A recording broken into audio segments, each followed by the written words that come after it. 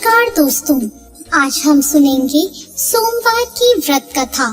प्राचीन काल की बात है। एक गांव में एक साहूकार रहता था।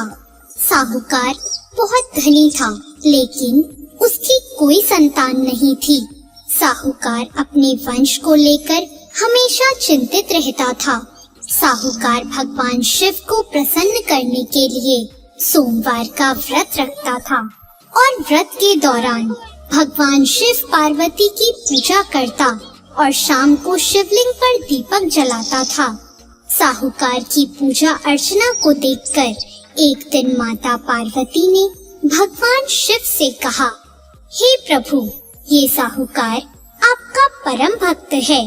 प्रति सोमवार को विधि विधान से आपकी पूजा करता है।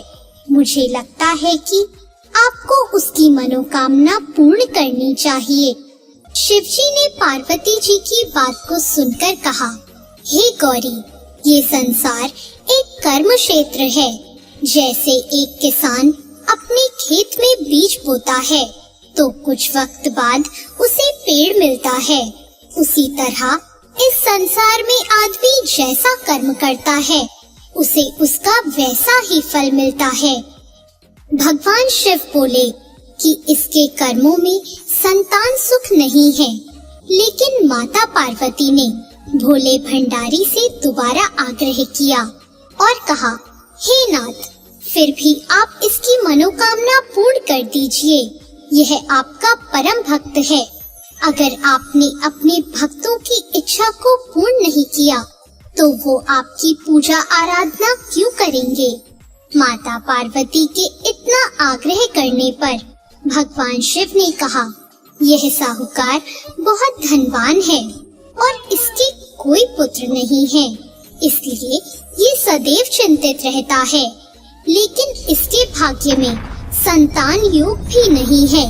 लेकिन तुम्हारे आग्रह करने पर मैं इसे पुत्र प्राप्ति का वरदान दे देता हूँ। लेकिन इसका जो पुत्र होगा वो केवल 12 सालों तक ही जीवित रहेगा। फिर एक रात्रि शिवजी ने साहूकार को स्वप्न में दर्शन दिए और कहा कि उसको जल्द ही पुत्र रत्न की प्राप्ति होगी, लेकिन उसका पुत्र दीर्घ आयु नहीं रहेगा, बल्कि केवल 12 वर्ष तक ही जीवित रह पाएगा। यह बात सुनकर साहूकार ना तो प्रसन्न हुआ और ना ज्यादा दुखी हुआ। साहूकार ने इस बात को सुनकर भी पूजा अर्चना जारी रखी और कुछ दिनों बाद साहूकार की पत्नी गर्भवती हो गई और उसने एक सुंदर बालक को जन्म दिया। बालक के जन्म से घर पर हर्षो उल्लास का माहौल था, लेकिन साहूकार खुश नहीं था, क्योंकि उसको पता था कि उसके बालक का यह जीवन केवल 12 वर्ष तक का ही है और उसने किसी को भी यह बात नहीं बताई थी। जब साहूकार का बालक 11 वर्ष का हुआ तो साहूकार की पत्नी ने कहा कि अब इसका विवाह कर देना चाहिए, लेकिन साहूकार ने मना कर दिया और उसे शिक्षा के लिए काशी भेज दिया। साहूकार ने बालक के मामा को बुलाया और पैसे देकर उन्हें बालक के साथ काशी जाने का आदेश दिया। फिर साहूकार ने मामा भांजे से कहा कि वह काशी जाते समय रास्ते में यज्ञ करते हुए और ब्राह्मणों को भोजन कराते हुए ही जाए। दोनों मामा भांजों ने ऐसा ही किया। काशी जाते वक्त जिस रास्ते से मामा भांजे गुजर रहे थे, उसका राजा अपनी पुत्री का विवाह एक ऐसे राजकुमार से करवा रहा था जो कि काना था, यानी उसे एक आंख से दिखता नहीं था। दूल्हे का पिता इस बात से चिंतित था कि अगर दुल्हन पक्ष को यह पता चल गया कि दूल्हा काना है तो राजकुमारी विवाह के लिए मना कर देगी। इसलिए उसने जब साहूकार के पुत्र को देखा तो उसने सोचा कि मैं अपने बालक के स्थान पर तोरण के वक्त इस बालक को बिठा दूंगा और दुल्हन के पक्ष वालों को पता भी नहीं चलेगा। दूल्हे के पिता ने साहूकार के पुत्र को इस बात के लिए राजी किया। इस तरह साहूकार के उस लड़के दूल्हे के कपड़े पहने और घोड़ी पर चढ़कर तोरण की रस्म पूरी की। तोरण के बाद फेरों की जब बारी आई तो दूल्हे के पिता ने साहूकार के पुत्र से अनुरोध किया कि वह दुल्हन के साथ फेरे ले और जब विवाह संपन्न हो जाए तो यह बात किसी को ना बताए। मामा भी राजी हो गया और विवाह समारोह भी निपट गया और शादी संपन्न होने के बाद मामा भांजा काशी के लिए प्रस्थान कर गए। परंतु साहूकार के पुत्र ने दुल्हन के कपड़ों पर लिख दिया कि तुम्हारी शादी मुझसे हुई है, लेकिन जिसके साथ तुम जाओगी वह एक आंख वाला आदमी है और मैं काशी में शिक्षा ग्रहण करने जा रहा हूँ।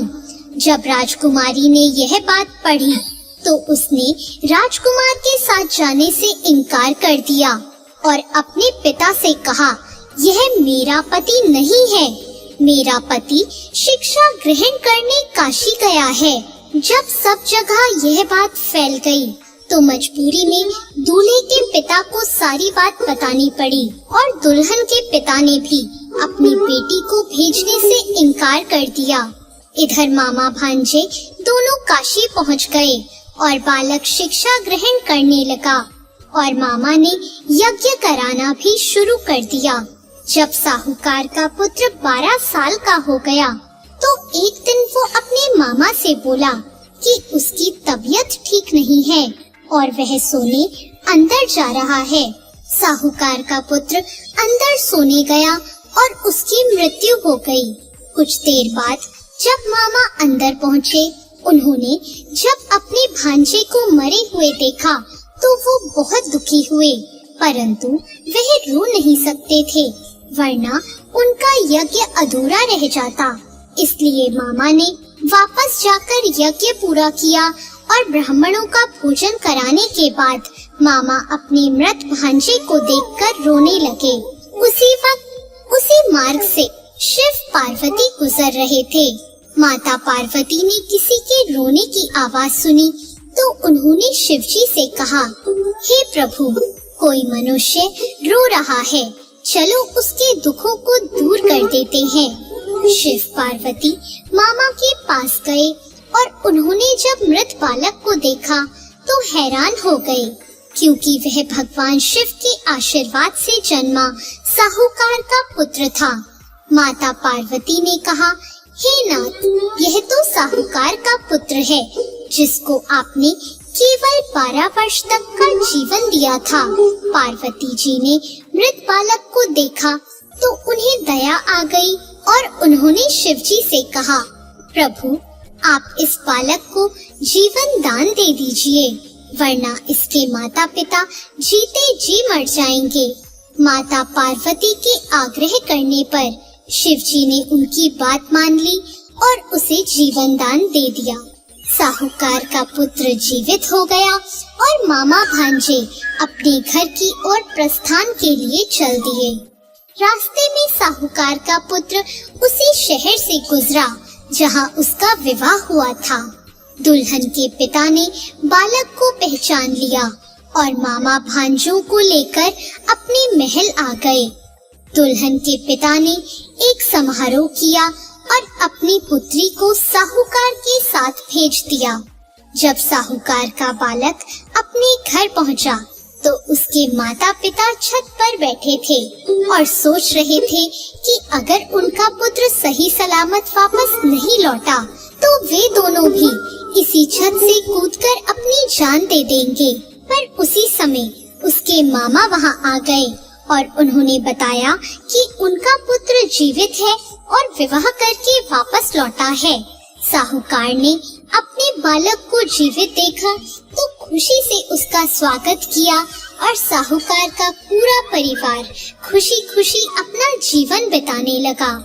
जैसे भोलेनाथ ने इस परिवार पर कृपा करी, ऐसी कृपा सब पर करना। तो दोस्तों, कैसी लगी आपको आज की ये कथा? धन्यवाद।